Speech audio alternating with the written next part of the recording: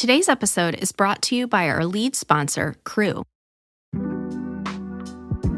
Today, we're talking about the U.S. preparing for Iran to attack Israel, former President Trump's interview with Elon Musk on X, natural disasters in Greece, the Caribbean, and Los Angeles, and other top news for Wednesday, August 14th. Stay informed while remaining focused on Christ with the pour-over today.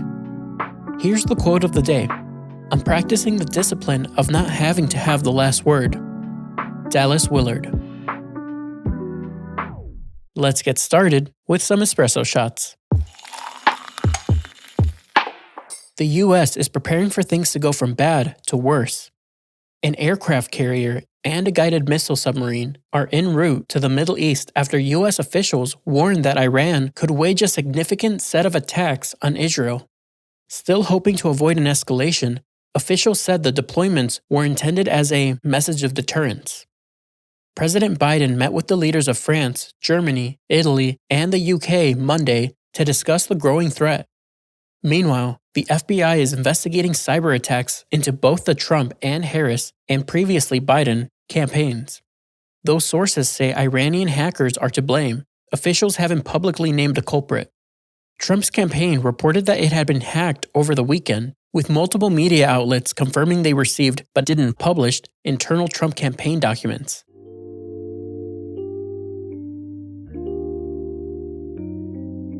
There may be good reasons to be worried or scared about this day, month, or year.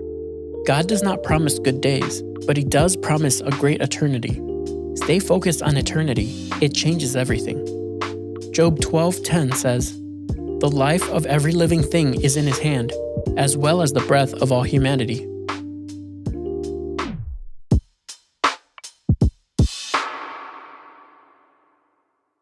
Former President Trump is back on the platform formerly known as Twitter. Monday night, Number 45 spoke with X's owner, Elon Musk. The conversational 2-hour interview, streamed by 1.3 million people, was delayed 40 minutes due to technical difficulties that Musk said was a cyber attack. Trump recapped his assassination attempt, promised record deportations, hyped his relationships with foreign leaders including Kim Jong-un, and slammed VP Harris's stances on the economy and immigration, calling her incompetent. Harris's campaign responded, describing Trump and Musk as self-obsessed rich guys who cannot run a live stream in the year 2024. Meanwhile, the Republican nominee says he plans to sue the Justice Department for $100 million in damages over the 2022 raid on his Mar-a-Lago property, arguing it was done with clear intent to engage in political persecution.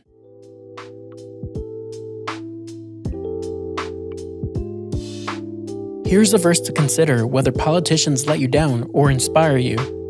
My days are like a lengthening shadow, and I wither away like grass.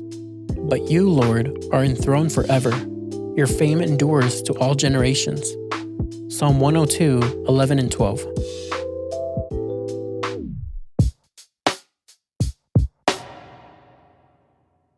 Summer is bringing the heat.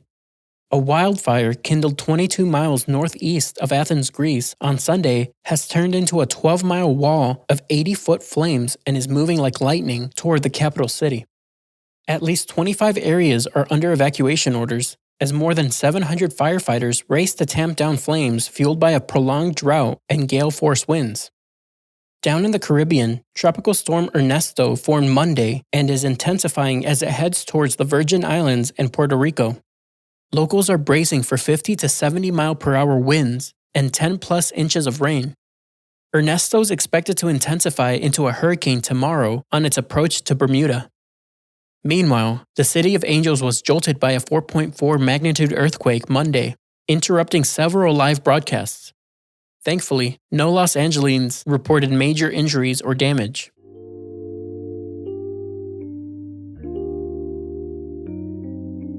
God has not left us helpless in the face of disasters. He hears the prayers of His people, acting for our good and His glory.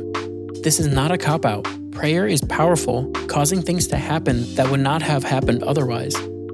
James 5:13 and 16 says, "Is anyone among you suffering? He should pray. The prayer of a righteous person is very powerful in its effect." With over 1,000 translations and every type of decorative edition, it's easy to forget how many people can't even get their hands on a single copy of the Bible in their native language. This is why we've partnered with Cru. Cru has missionaries in almost every country, but they need more Bibles. One missionary said, "I have never seen such a thirst for the Word of God in my country. Let's quench that thirst." For just $24 a month, you can provide 3 people with Bibles every month. As a bonus, Cru will provide meals to 12 hungry individuals through their humanitarian ministry and send you a free TPO coffee mug. Simply text TPO to 71326 or visit give.cru.org/TPO. Again, that's texting TPO to 71326 or give.cru.org/TPO. Message and data rates may apply. Available to U.S. addresses only.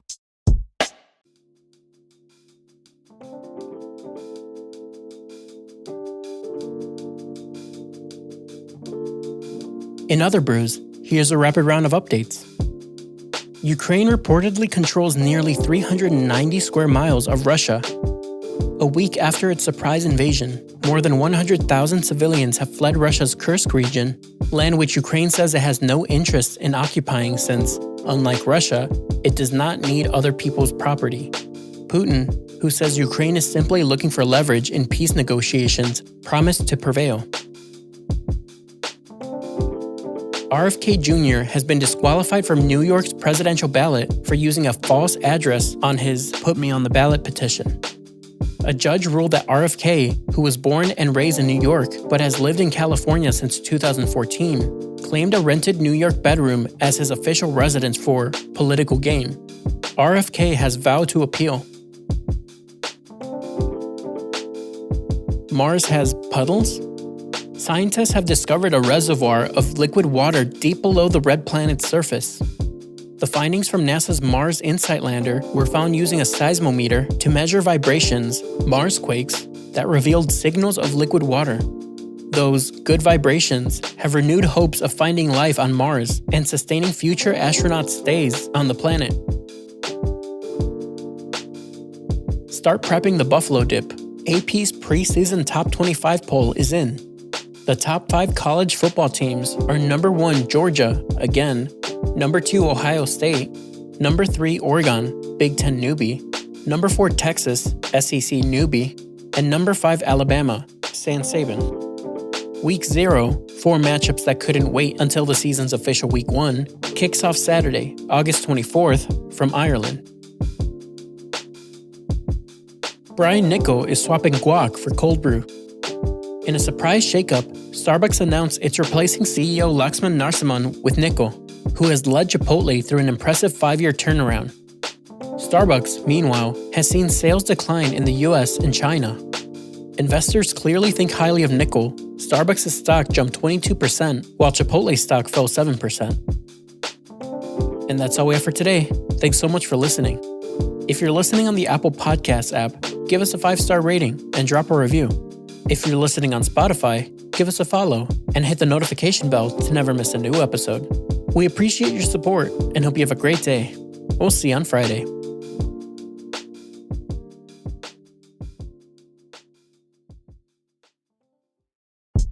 Hey, it's Kathleen, head of content at The Pour Over. I wanted to share our marketing plan for The Pour Over today with you. Okay, it is you. Yep. You listening right now. You're who we want to inspire to grow this podcast. So if you want to see more Christians have healthy relationships with the news in this super mild, nothing crazy happening at all election year, would you share the Pour Over today with your friends, family, small group, next door neighbors, people in the checkout line at the grocery store, whoever? It would mean a lot to us. Thanks for being a listener.